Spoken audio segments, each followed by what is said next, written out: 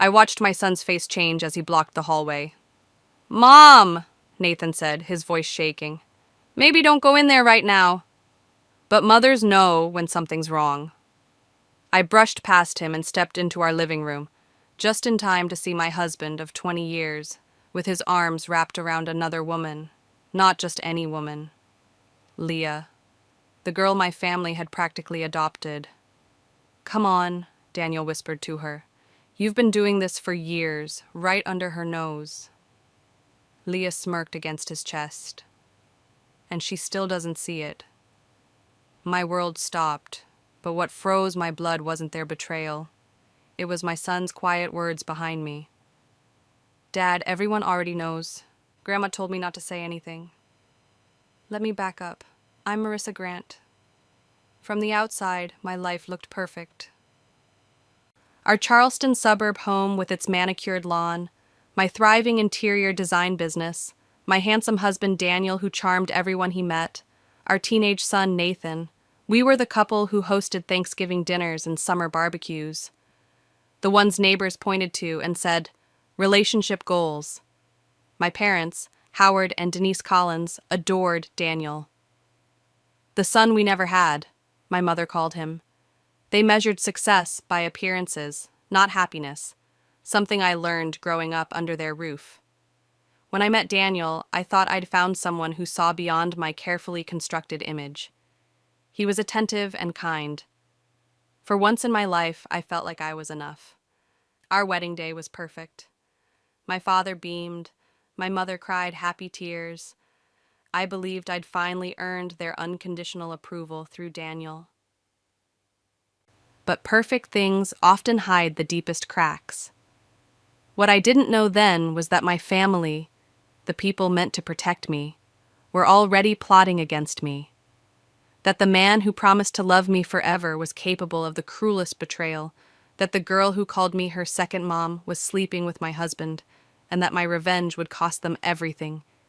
Have you ever been betrayed by the people who should have loved you most? Drop a comment below.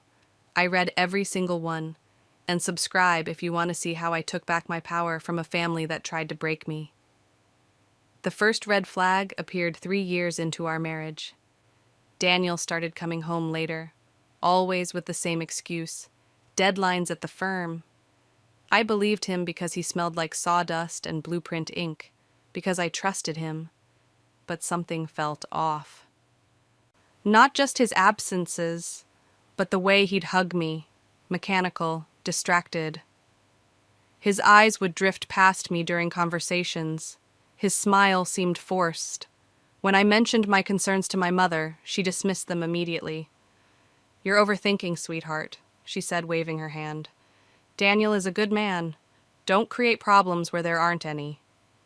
Then Leah entered our lives. She was my brother Mark's friend who'd lost her parents years ago. My mother took her under her wing, calling her like family, and saying she just needed love and stability. At first, I welcomed her. She was sweet, helpful, always offering to babysit Nathan or help with family dinners.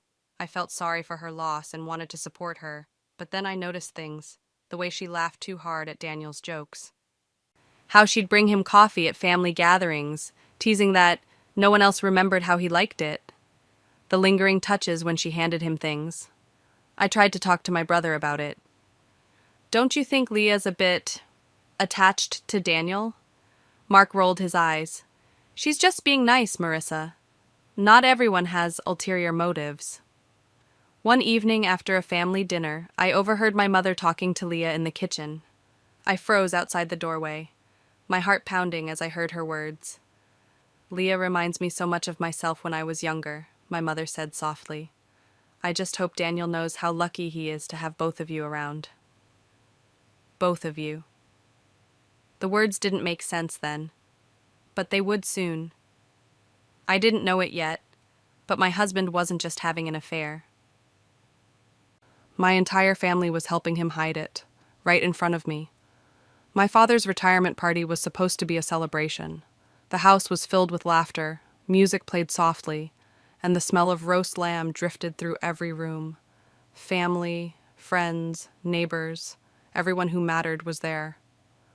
I'd gone upstairs to check on Nathan, who was playing video games with his cousins. That's when everything fell apart. After Nathan's warning and seeing Daniel with Leah, I couldn't move, couldn't breathe. The room spun around me as their words echoed in my head. Years, right under her nose. She still doesn't see it. Everyone already knows. My son's face showed a mixture of shame and relief, like he'd been carrying this secret too long. I must have made a sound because Daniel and Leah jumped apart. His face went from shock to guilt to something worse, annoyance at being caught. "Marissa," he started, his voice steady like he was talking to a client. "Let's discuss this privately." But there would be no privacy, not anymore. "How long?" I asked, my voice surprisingly calm. Leah looked at Daniel, waiting for him to answer. When he didn't, she lifted her chin. 3 years. 3 years, while I cooked family dinners, while I helped her through job interviews, while I invited her to our home for holidays because she had nowhere else to go. The worst part wasn't their betrayal, it was watching my family's reaction. My mother rushed over, not to comfort me, but to damage control. My father turned away, suddenly fascinated by his drink. My brother Mark stepped between me and Daniel like he was protecting him. "Marissa," my mother hissed, "not here. Think about your father's party." That's when I knew. They had all known. I looked around the room at the faces I'd trusted my whole life. "How many of you knew?" The silence was my answer. My mother finally sighed, her voice dropping to a whisper. "We didn't tell you because we didn't want to ruin your marriage. Leah makes him happy. You were so busy with your career. Sometimes a man just needs attention." The words cut deeper than any knife. My own mother had chosen my husband's happiness over mine, had helped him betray me. I walked out of that party without another word. But I wasn't broken. I was burning. They thought they knew me. They thought I would cry, beg, maybe even forgive. They had no idea what was coming. I filed for divorce 2 weeks later. Daniel seemed shocked, like he expected me to fight for our marriage, like finding him with another woman in my parents' house, learning my entire family had covered for them for years, wasn't enough reason to leave. "We can work through this," he said, sitting across from me at our kitchen table. It was just physical. It didn't mean anything.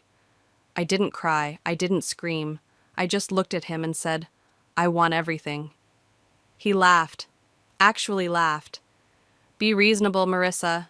You're upset, but you won't get everything." What Daniel forgot, what they all forgot, was that I wasn't just his wife. I was his business partner. For years, I'd used my design skills to help expand his architecture firm. I'd brought in clients, managed projects, doubled our revenue. Most of the business was registered under both our names, something he'd overlooked in his arrogance. While he thought I was falling apart, I was meeting with lawyers. While he moved Leah into our guest room temporarily, I was gathering documents.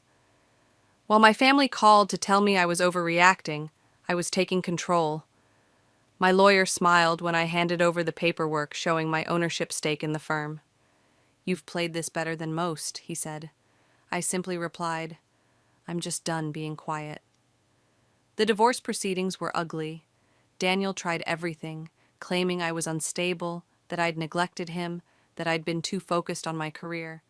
He even brought my parents to court to testify about how difficult I'd always been. But papers don't lie, contracts don't lie, and I had both. What Daniel and my family didn't understand was that my silence wasn't weakness. My silence wasn't acceptance. My silence was me planning. My silence was me biding my time. My silence was me getting ready for war, and I was about to show them exactly what I was capable of. The look on Daniel's face when the judge awarded me 60% of our firm was worth every sleepless night I'd spent preparing. "This can't be right," he stammered, looking between his lawyer and the judge. "She was just helping out. She wasn't really part of the business." His lawyer leaned over, whispering something that made Daniel's face drain of color. All those contracts I'd signed, all those clients I'd brought in, all those projects I'd managed while he was busy with Leah, it was all documented. I didn't want the house. He could keep it. I didn't fight for the vacation property in Hilton Head. What I wanted was the business we'd built together, the one he thought was his alone. Within a month of the divorce being finalized, I launched my own interior design and architecture consultancy. I named it simply Grant & Co. Interiors. Daniel tried to fight me on using our last name, but the courts sided with me again. It was my name too, after all. Then I made my next move. I called every client we'd ever worked with. I've started my own firm, I told them. I'd love to continue our working relationship. One by one, they came over to me. Not out of pity, but because they knew my work. They knew who had really been handling their projects all along. Meanwhile, rumors about Daniel and Leah spread through Charleston's tight-knit business community. Clients withdrew contracts, investors pulled out. His reputation, built on an image of stability and trustworthiness, collapsed. The firm that had once been our pride was now bleeding money, but I wasn't done yet, not even close. While Daniel scrambled to save what was left of his business, I was making an offer on a property he didn't know was for sale, the building that housed his office. Sometimes revenge isn't loud. Sometimes it's just paperwork and patience. "Your mother's birthday dinner is this Saturday," my father said over the phone, his voice strained. "She'd like you to come." "Will Daniel and Leah be there?" I asked, already knowing the answer. The pause told me everything. "Marissa, it's been 6 months. We're still family. You need to move past this. Move past this." Like finding your husband with another woman was a minor inconvenience. Like discovering your entire family had lied to you for years was something you just get over. I declined the invitation. 2 days later, my brother Mark showed up at my office unannounced. "You're tearing this family apart," he said, pacing in front of my desk. "Mom cried all night when you said you weren't coming." I looked up from my computer. "Did she cry when she helped my husband cheat on me?" Mark flinched. "It wasn't like that. We were trying to protect you." By lying to me? By making me look like a fool? "Daniel was going to leave you anyway," he blurted out. At least this way, Leah was someone we knew, someone who cared about the family. I felt like I'd been slapped. They hadn't just covered for Daniel, they'd actively encouraged the affair, thinking it was better for him to cheat with family than with a stranger. The betrayal cut deeper than I thought possible. That night, Nathan called me. At 17, he was caught in the middle of everything. "Grandma invited me to her birthday dinner," he said quietly. "Dad says I should go." "It's your choice," I told him, though my heart ached. "I won't stop you." There was a long pause. "They keep acting like nothing happened, like what they did to you was okay." My son, the only person who had warned me, who had tried to protect me when no one else would. If you're still with me on this journey, hit subscribe now. I want to know how many of you would have handled this differently. Would you have forgiven your family? Comment below with forgive or fight back. I'm curious what you would have done in my shoes. Mrs. Grant, the papers are ready for your signature. I smiled at the real estate agent as I signed the final document. With a single stroke of my pen, I became the owner of the Charleston Heights office complex, the building where Daniel's struggling firm was headquartered. He had no idea. I'd used a shell company for the purchase. On paper, the buyer was Coastal Investment Properties, not Marissa Grant. Daniel wouldn't know I was his new landlord until it was too late. While his business crumbled, mine flourished. I'd hired 3 of his top architects who jumped ship when they heard about the affair. Clients followed them. My phone rang constantly with new business. Meanwhile, I heard through industry contacts that Daniel and Leah were fighting. The glamorous affair was less exciting now that money was tight. Now that they had to face consequences. She expected to be a trophy wife, my former assistant, who still kept in touch with Daniel's staff, told me. Not the girlfriend of a man whose business is failing. I almost felt sorry for him. Almost. Nathan visited me every weekend at my new downtown apartment. He kept me updated on the family drama, though I never asked. "Dad's stressed all the time," he said one evening as we ate takeout. "Leah keeps talking about moving to Atlanta where her cousin lives." I nodded, letting him talk without comment. "Grandma and Grandpa ask about you," he added cautiously. "I think they miss you."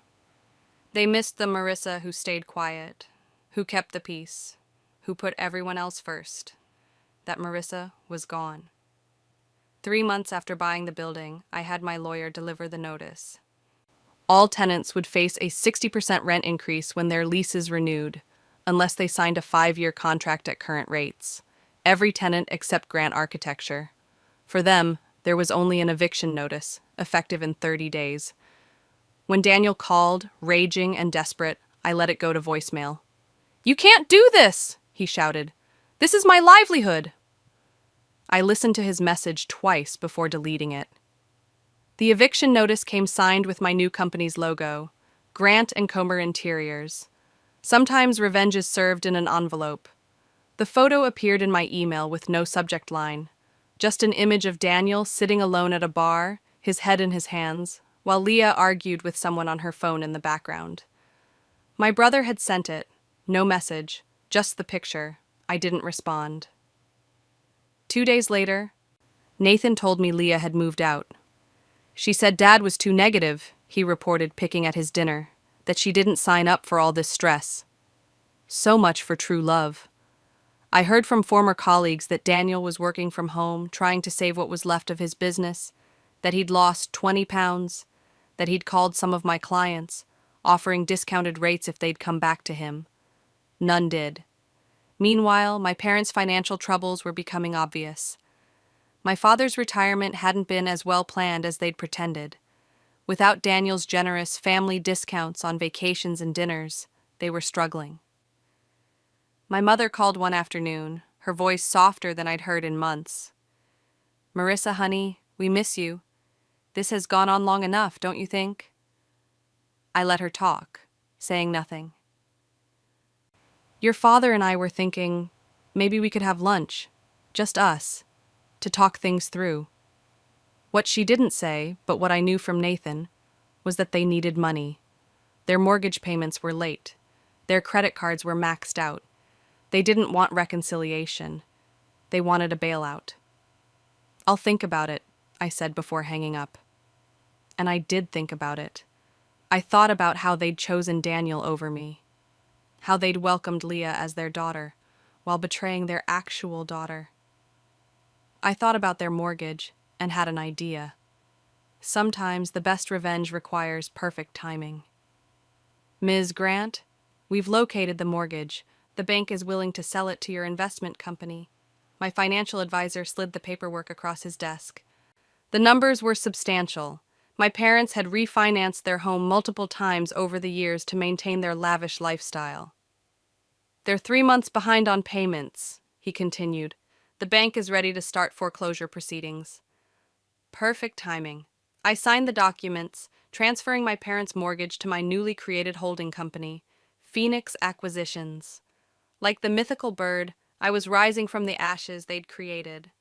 They had no idea I now owned their debt. 2 weeks later, my parents received a foreclosure notice, not from their bank, but from Phoenix Acquisitions. The letter stated they had 30 days to pay the outstanding balance or face eviction. My mother called me in tears. "Marissa, we're losing the house. Some investment company bought our mortgage." "Your father's heart can't take this stress." I listened silently. "We need help," she finally admitted. Could you loan us the money, just until we figure things out?" "I'll meet you at the courthouse on the 15th, I said, before hanging up. The day of the hearing, my parents looked small, sitting in the courtroom. My father had aged years in months. My mother's hands trembled as she clutched her purse. They didn't see me enter until I walked to the plaintiff's table. "What are you doing here?" my father asked, confusion crossing his face. I placed my briefcase on the table and removed the deed to their home. "Phoenix Acquisitions is my company," I said calmly. "I own your mortgage now." The color drained from my mother's face. You You're the one foreclosing on us? I nodded. You always told me to protect the family name. I'm just doing what you taught me. My mother broke down, sobbing and begging for forgiveness. My father sat frozen, unable to process what was happening. The house will be sold, I informed them. You have 2 weeks to vacate. As I walked out of the courtroom, I heard my mother's desperate voice. Marissa, please, we're your parents. But they hadn't acted like parents when it mattered. Word travels fast in Charleston. By the end of the week, everyone knew I'd foreclosed on my parents' home. Everyone knew why. The neighborhood that had once whispered about my failed marriage now whispered about my revenge. Did you hear what Marissa Grant did? Can you believe she took her parents' house? After what they did to her, I don't blame her. Opinion was divided. Some thought I'd gone too far. Others said my family had deserved it. I didn't care either way. My former friend Caroline called me for lunch, curiosity barely disguised as concern. People are talking, she said, stirring her iced tea. Your mother's telling everyone you've had some kind of breakdown. I smiled. Is that what she's saying? Daniel's saying the same thing. He and Leah broke up, you know. He's been trying to get her back, but she's already dating some doctor from Savannah. So Leah had upgraded. Good for her. Your parents are moving into that small apartment complex on River Road, Caroline continued. Your father looks terrible. I took a sip of my water. How's business at your boutique? She blinked at my change of subject. It's good. Why? I'm redecorating the office building I acquired. The one Daniel used to rent. I need someone to handle the furnishings. Caroline's eyes widened. She'd been trying to get commercial contracts for years. Are you serious? I nodded. I reward loyalty, Caroline. I punish betrayal. It's that simple. As I paid the check, she asked the question everyone wanted answered. Will you ever forgive them? I left without responding. Some questions don't deserve answers. Mom, I need to talk to you about something. Nathan stood in my kitchen, shifting his weight from one foot to the other. At 17, he looked more like a man than the boy who had tried to protect me at that fateful party. Dad wants me to spend spring break with him and the grandparents in Myrtle Beach. I continued chopping vegetables for our dinner, keeping my voice neutral. What do you want to do? He sat at the counter, watching me. That's the thing, I don't want to go. I put down my knife. You don't have to protect my feelings, Nathan. It's not that. He ran a hand through his hair, a gesture so like his father's it made my heart ache. I went to see Grandma and Grandpa at their new apartment last weekend. I waited. They spent the whole time talking about how you'd ruined everything, how Dad was the victim, how Leah had been misunderstood. His voice hardened. They didn't even ask about my college applications. I reached across the counter and squeezed his hand. Then Grandma said something that made me really angry, he continued. She said I should be careful not to turn out like you, cold and unforgiving. The words stung, but I'd heard worse. What did you say? I asked. Nathan looked me straight in the eyes. I told her I would be proud to turn out like you, someone who doesn't let people walk all over them, someone who stands up for themselves. Tears pricked my eyes, the first I'd shed in months. I told them I'm living with you full-time after graduation, he added. Dad can visit me at college if he wants. My son had made his choice, not out of loyalty or obligation, but because he'd seen the truth for himself. That night, as we ate dinner, Nathan asked the question I'd been dreading. Do you ever miss how things were before, when we were all together? I considered lying, then decided against it. I miss who I thought we were, I answered honestly, but that family never really existed. The email from Daniel's lawyer arrived on a Tuesday morning. My client wishes to discuss selling his remaining shares of Grant Architecture to you. Please advise if you're interested. I forwarded it to my lawyer with a single word. Proceed. Daniel had finally accepted defeat. His once thriving firm was now just a name on paper, with no office, no clients, and no future. Meanwhile, Grant and Comer Interiors had expanded to a staff of 15. We'd just landed a contract to redesign the lobby of Charleston's most prestigious hotel, beating out my former father-in-law's oldest friend for the job. My parents had stopped calling. The last I'd heard from Nathan, they were planning to move to Florida to live with my mother's sister. Leah had indeed moved to Savannah with her doctor. She tried to contact me once, sending a long email about how she never meant to hurt me and how she'd been young and impressionable. I deleted it without responding. One rainy afternoon, I received an unexpected visitor at my office. My brother Mark stood awkwardly in the reception area, looking thinner and older than when I'd last seen him. "Can we talk?" he asked. I led him to my office, curious despite myself. "I'm getting divorced," he said without preamble. Karen found messages between me and her sister. The irony wasn't lost on me. "I guess betrayal runs in the family," I said. He flinched. "I deserve that. I deserve worse." He looked around my elegant office. "You've done well for yourself." "What do you want, Mark?" "Forgiveness? Understanding?" He shrugged helplessly.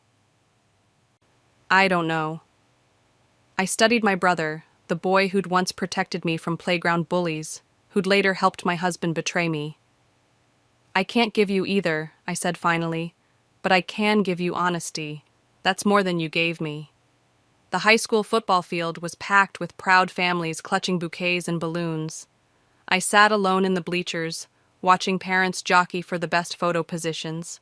I spotted them across the field: Daniel, my parents, and my brother Mark, all sitting together in an awkward cluster. They hadn't seen me yet. Nathan had warned me they'd be here.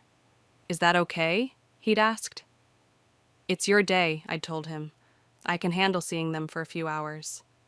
The ceremony began with the principal's speech about bright futures and new beginnings.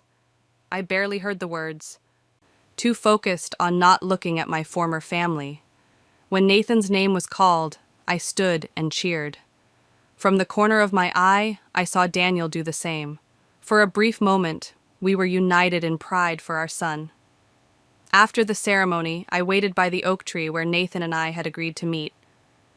I saw him first, weaving through the crowd, still in his blue cap and gown, searching for me. Then I saw Daniel intercepting him. They spoke briefly before Nathan pointed in my direction. Daniel turned, saw me, and hesitated. I braced myself as they both walked toward me. "Congratulations," Daniel said stiffly when they reached me. He looked older, his confidence replaced by something more humble. "Thank you," I replied, focusing on Nathan. An awkward silence fell between us. "I'll give you two a minute," Daniel finally said, squeezing Nathan's shoulder before walking away. Nathan watched him go, then turned to me with a smile that made my heart swell. "I did it, Mom." I hugged him tightly. "I never doubted you would." As we pulled apart, he looked at me with serious eyes. "I'm proud of you, Mom." Those 5 words healed something in me I hadn't realized was still broken. Over his shoulder, I saw my parents watching us. My mother raised her hand in a hesitant wave. I didn't wave back. Some bridges stay burned for a reason. 1 year after Nathan's graduation, I stood on the porch of my parents' former home. The new owners had given me permission to visit one last time before their renovation began. I used my old key to unlock the door, stepping into empty rooms that once held so many memories, both good and painful. Sunlight spilled across hardwood floors where family photos once hung. The kitchen where my mother had taught me to bake stood silent and bare. The living room where I'd discovered my husband's betrayal was just an empty space now. I walked through each room, letting the ghosts of the past fade with every step. My revenge had been complete. Daniel's business was gone, absorbed into mine. My parents had moved to Florida, their social standing in Charleston destroyed. Leah's doctor had eventually discovered her true nature. ending their relationship as publicly as mine had ended. I had won, but winning hadn't been the point. The point had been reclaiming my power, refusing to be the woman they could betray and expect to forgive, showing my son that sometimes walking away is stronger than staying. In the kitchen, I placed a small envelope on the counter, a symbolic gesture only I would know about. Inside was a note that read, "Sometimes the best revenge isn't destruction, it's survival." As I turned to leave, my phone rang. It was Nathan calling from his college dorm. "Hey, Mom, just checking if we're still on for dinner Friday. I want you to meet someone." "Absolutely," I replied, smiling as I closed the front door behind me. Outside, the Charleston sun warmed my face. I took one last look at the house before walking to my car. The life I had once built on lies was gone, but what stood in its place was stronger, built on truth, pain, and resilience. I didn't look back. If this story resonated with you, hit subscribe now. Have you ever had to rebuild your life after betrayal? Comment below with your experience. And remember, sometimes the strongest revenge isn't what you do to others, but what you refuse to let them do to you.